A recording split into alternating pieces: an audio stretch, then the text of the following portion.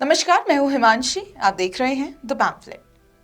America के stock research group और short seller Hindenburg ने अडानी ग्रुप की कंपनियों में कॉर्पोरेट गवर्नेंस के साथ साथ ग्रुप को सरकार से मिलने वाले तथाकथित फेवर को लेकर सवाल उठाए।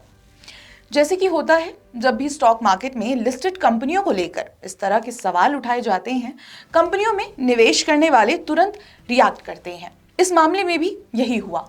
निवेशकों में खलबली मची तो उन्होंने अडानी ग्रुप की कंपनियों के शेयर बेच डाले।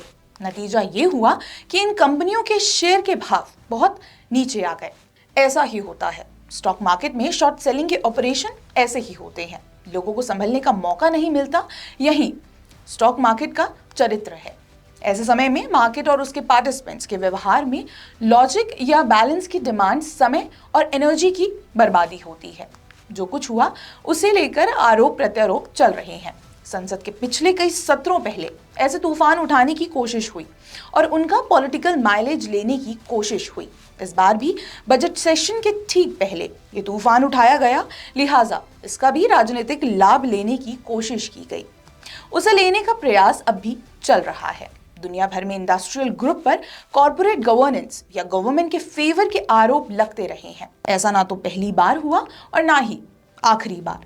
जो कुछ भी अडानी ग्रुप के मामले में हुआ है, इसमें कुछ नया नहीं है। हाँ, जो बात नहीं है वो ये है कि कई वर्षों से इस ग्रुप पर सरकार से करीब होने के आरोप देश में कई देशवासियों द्वारा लगाए जाते रहे थे, पर इस बार ये आरोप विदेश में विदेशियों द्वारा लगाए गए हैं। वैसे भी अमेरिका में अमेरिकी आरोप का वजन अधिक होना ही था। चूंकि आरोप अमेरिका में अमेरिका के लोगों द्वारा लगाया गया है, लिहाजा गुलामी की मानसिकता वाले भारतीयों की सोच को अधिक प्रभावित होना ही था। इसी का प्रभाव है कि देश में रहने वाले एजेंडाधारियों की खुशी का ठिकाना नहीं है। पत्रकार, संपादक, नेता, एक्टिविस्ट इत्यादि सब खुश हैं। उन्हें इस बात की खुशी है कि उनके आरोप को नकारने वाले अब अमेरिकी आरोप को कैसे नकारेंगे। ये सोच उस अमेरिका को लेकर है जिसके रेगुलेटर और सरकारी विभाग अभी 2008 के आर्थिक संकट में इन्हीं मामलों को लेकर पूरी दुनिया को अपनी औकात दिखा चुके हैं। पर चूंकि यहाँ तथ्यों की बात हो रही है, लिहाजा भारतीय आंदोलन जीवियों से तथ्यों को देखने की आशा गंगा में जौ बोने जैसा है।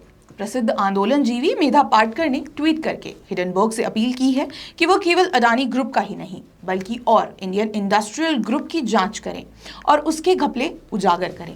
मेधा पाटकर अपने सार्वजनिक व्यवहार से देश को यही बताना चाहती हैं कि भारत के कानून, उसके रेगुलेटर और इंस्टीट्यूशंस अपने स्टॉक मार्केट, इंडस्ट्रियल ग्रुप या कंपनियों को रेगुलेट करने में सक्षम नहीं है।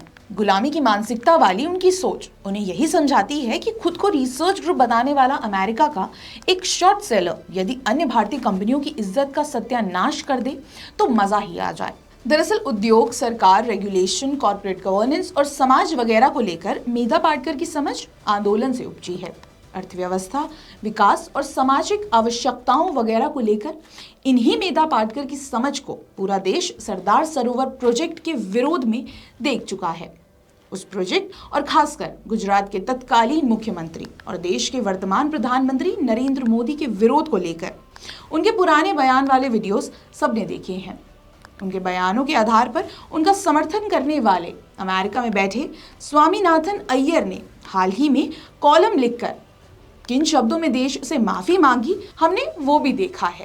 पर इस आंदोलन जीवी की सोच उसे ये सब याद करने से रोकती है। पूरे देश के सामने एक्सपोज होने के बावजूद मेधा पाटकर वही करेंगी जो करती आई हैं। दरअसल एक्टिविस्ट का यही गुण है कि उसे तर्क वगैरह पर ध्यान देने की जरूरत नहीं पड़ती। एक्टिविज्म को ये अधिकार है कि वो तर्क वगैरह को रोज लतियाता रहे। एक्टिविस्ट को कोई फर्क नहीं पड़ता कि लोग उससे सवाल कर सकते हैं या उसके सामने तथ्य रख सकते हैं। उसे अपनी बात पर टिके रहना है, नहीं तो मिशन मोड में किया जाने वाला उसका एक्टिविज्म खतरे में पड़ जाएगा। उसे बस एक बार गलत साबित होना है, फिर उस पर सही साबित होने का दबाव नहीं रहता। वो जितनी बार गलत साबित होगा उसका एक्टिविज्म और मजबूत होगा। मेधा पाटकर को ही लीजिए, उन पर इस बात का जरा भी असर नहीं है कि वो पहले भी अपने आंदोलन को लेकर गलत साबित हो चुकी हैं। सामाजिकता की भाषा में कहें तो अपनी नाक कटवा चुकी हैं। पर इससे क्या फर्क पड़ता है, नाक ही तो कटी है। अब उन्होंने स्टील की नाक लगवा ली है।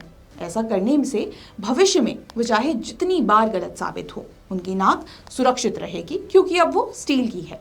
उस पर किसी चाकू का असर नहीं होगा। पुरानी गलती को दोहराने से एक्टिविज्म और पुख्ता होगा और वो एक दिन हीरे की नाक लगवा लेंगी। अगर आपको हमारे वीडियो पसंद आया हो तो वीडियो को लाइक, कमेंट, शेयर करना न भूलें और हमारे चैनल द पैम्फलेट को जरूर सब्सक्राइब करें। धन्यवाद।